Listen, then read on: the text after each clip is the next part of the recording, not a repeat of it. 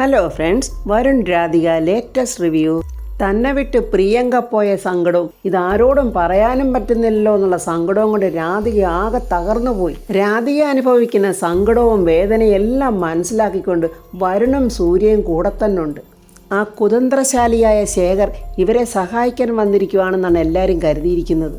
എന്നാൽ ഇവർക്കുള്ള ചതിക്കുഴിയാണ് അവൻ ഒരുക്കുന്നതെന്ന് ഇവരാരും മനസ്സിലാക്കുന്നില്ല. അവിടെ നടക്കുന്ന ഓരോ ചടങ്ങുകളും അവനവൻ്റെ മൊബൈലിൽ വീഡിയോ ആയിട്ട് പകർത്തുന്നുണ്ട്. രാധിക വിങ്ങിപ്പൊട്ടി കരഞ്ഞുകൊണ്ട് തൻ്റെ തലയിൽ ആ കൊടവും വെച്ചുകൊണ്ട് ആ ചിതയ്ക്ക് ചുറ്റുന്നതും ആ ചിതയ്ക്ക് തീ കൊളുത്തുന്നതും എല്ലാം ശേഖർ ഇവരറിയാതെ ഇങ്ങനെ വീഡിയോ ആയിട്ട് പകർത്തുവാണ്.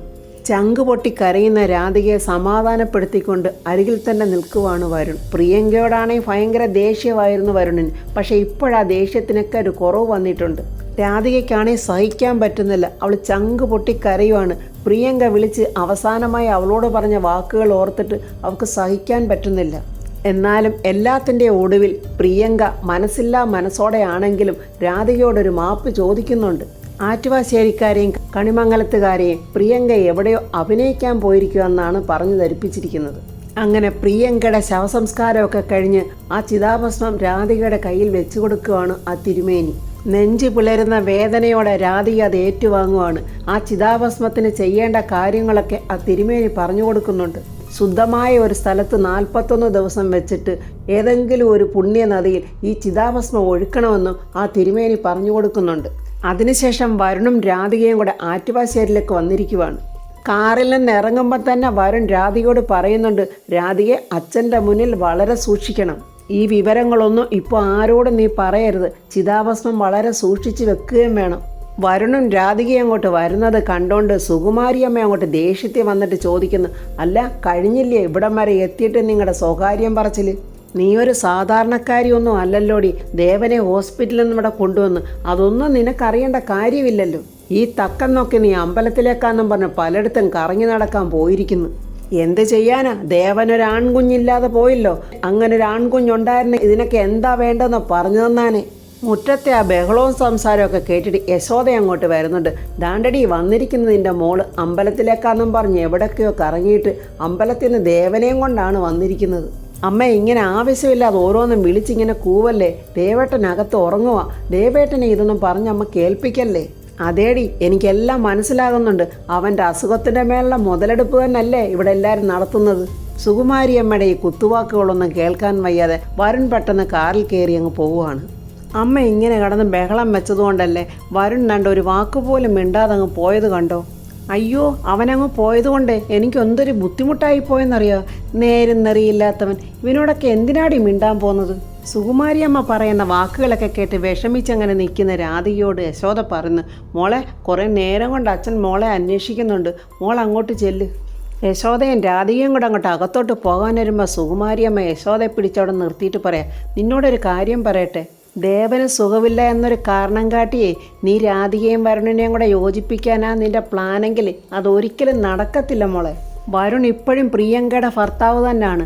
അത് മറികടന്ന് ആരെങ്കിലും എന്തെങ്കിലും ചെയ്യാൻ ശ്രമിച്ചിട്ടുണ്ടെങ്കിൽ മോനാണോ മരുമകനാണോ എന്നൊന്നും ഞാൻ നോക്കത്തില്ല. എല്ലാത്തിൻ്റെയും പേരിൽ ഞാൻ കേസ് കൊടുത്തേ എല്ലാത്തിനെയും പിടിച്ചാൽ അകത്തിടിക്കും. ഈ സുകുമാരിയോടാ കളി എന്നും പറഞ്ഞ് ദേഷ്യത്തിൽ സുകുമാരിയമ്മ അകത്തോട്ട് കയറി പോവുകയാണ്. ഹൃദയം തകരുന്ന വേദനയോടെ നമ്മുടെ രാധിക പ്രിയങ്കയുടെ ചിതാഭസ്മ ബാഗിനകത്താക്കി ഇങ്ങനെ നെഞ്ചോടെ ചേർത്ത് പിടിച്ചിങ്ങനെ നിൽക്കുവാണ്.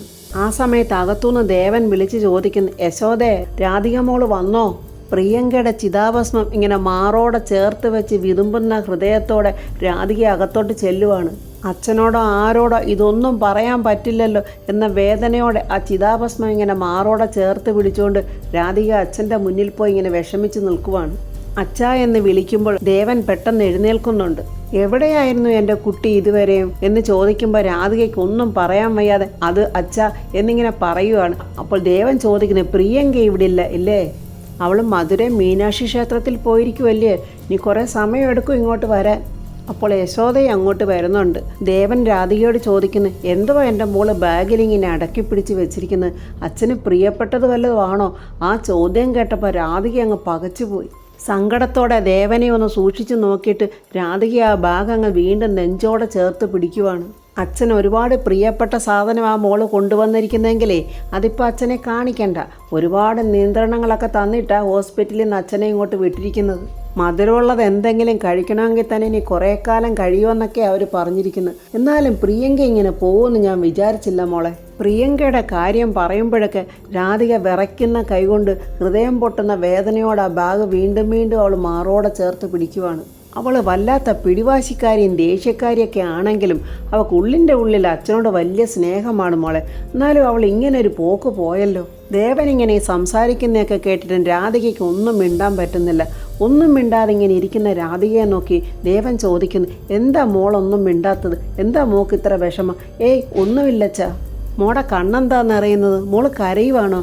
അത് അവളുടെ കാര്യം ഓർത്തിട്ടാച്ചാ. അവൾ പുറത്തൊക്കെ പോയി നല്ല ധൈര്യമുള്ള ആളല്ലേ, അവൾക്കൊരു കുഴപ്പവും ഉണ്ടാവില്ല. അവളിങ്ങ് വന്നോളും മോളെ.